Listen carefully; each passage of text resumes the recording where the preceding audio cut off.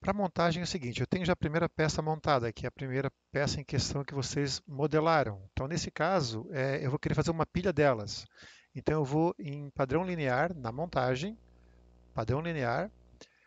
Nesse caso, vai abrir aqui na lateral as questões todas, os parâmetros de configuração. Então, o que acontece? Ele está pedindo como opção primeiro a direção 1. A direção 1 tem que ser uma aresta que dê continuidade ao movimento, no caso, a posição para onde você queira colocar. Tá? Então, cliquei nessa daqui. Tá? Observe que já tem até uma seta já apontando para onde que ela tende a subir. Tá? Se de repente quer para o outro lado, é só inverter aqui nesse campo que está para cá. Bom, quando eu cliquei aqui na aresta para indicar, ela já pulou para a segunda. A segunda não é necessário, porque eu quero só fazer uma pilha de elementos. Então agora eu vou clicar aqui no componente padrão. Cliquei nesse campo aqui, agora eu vou clicar na peça, que é a primeira que eu inseri, que é a única no caso. Quando eu cliquei, observe que por que já está aparecendo essa pilha aqui?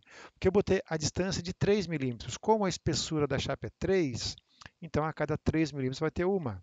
Tá? Aqui eu botei 4 instâncias para poder colocar os elementos. Ó. Então eu tenho quatro peças aí certinho. Tá?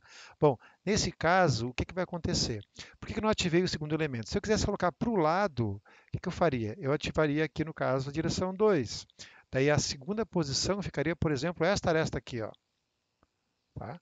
Nesse caso aqui, eu vou colocar, por exemplo, que uma distância de 60, para vocês verem o que vai acontecer. Ó. Ó, 60 está para cá, vou botar aqui 2 instâncias. Daí eu consigo botar para o lado. Como eu fiz aqui a minha peça com 50 e eu botei 60, vai sobrar 10 entre elas. Mas eu não quero esse caso aqui, porque eu prefiro só colocar para cima ela. Então, feitos os parâmetros colocados aqui, então eu vou dar um OK. Feito isso, então eu salvo ela como uma montagem. Depois é essa montagem que eu vou inserir na montagem principal.